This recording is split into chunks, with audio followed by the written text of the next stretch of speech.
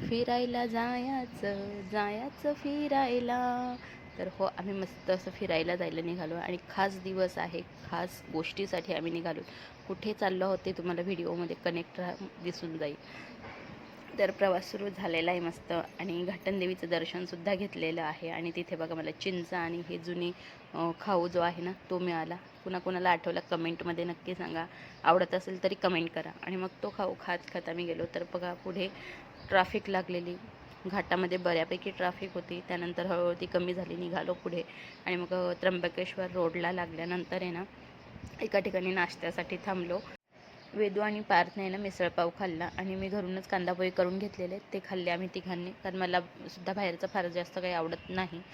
ऊन तर खूपच पडलेलं आणि बिचारे काका बघा मस्त असे बैलगाडी हकलत चाललेत आणि मला तर लहानपणीची आठवणच झाली. असं प्रवास करत मग आम्ही श्री गुरुपीठ त्र्यंबकेश्वर इथे पोहोचलो. आणि स्वामी समर्थांचं गुरुपीठ आहे. तर गाडी पार्क केली आणि इतकं प्रसन्न वाटत होतं ना.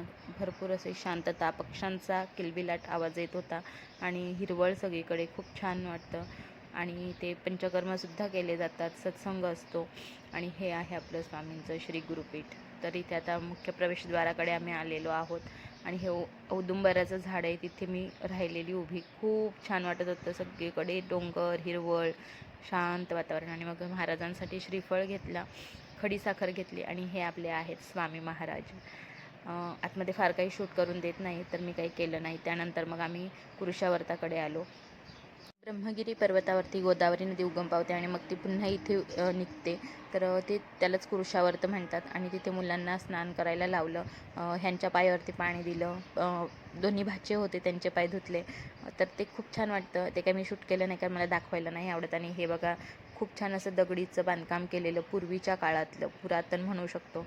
खूप छान आणि प्रसन्न वाटत होतं. आणि मग पुढे त्र्यंबकेश्वर महादेवांच्या मंदिराचं दर्शन घेण्यासाठी गेलो. तर खूप गर्दी होती. मग बाहेरूनच कळसाचं दर्शन घेतलं आणि निघालो.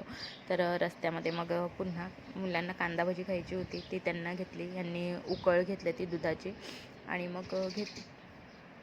त्यानंतर आहे ना वारडोली त्र्यंबकेश्वर येथे मिनी केदारनाथचं मंदिर झालं आहे, ते सुद्धा पाहिलं. तिथे काही शूट वगैरे करता येत नव्हतं, मग केलं नाही. नंतर मग पुढे निघालो आणि मग मुंबई नाशिक हायवेला एका तांडव हॉटेल आहे, तिथे थांबलो. ईशांत आणि मी व्हेज होती. आम्ही दोघांनी मग बाजरीची भाकरी, त्याने रोटी मागवलेली आणि शेवभाजी मागवलेली. मस्त आणि खूप छान घरच्यासारखी टेस्ट होती म्हणून खाल्ली. त्यानंतर जे नॉनव्हेज खाणारे होते हे तिघंजणं, त्यांनी मग ही अशी थाळी मागवली. थाळी खूप छान आणि टेस्टी होती हे म्हणत होते. त्यानंतर मग घरी पोहोचलो. रात्री सेलिब्रेशन केलं बड्डेचं. केक तर कटिंग झालंच पाहिजे, तरच बड्डे झाल्याचं पूर्ण होतो. तर इथे मग केक वगैरे कटिंग करून झालं. आणि जयश्री आणि राकेश भाऊसुद्धा आलेले, माधुरीताईसुद्धा आलेले. त्यांचं गिफ्टसुद्धा खूप मला आवडलं. आणि तुम्ही व्हिडिओ पाहिल्याबद्दल सगळ्यांच्या मनापासून धन्यवाद. व्हिडिओ आवडल्यास व्हिडिओला लाईक करा, कमेंट करा आणि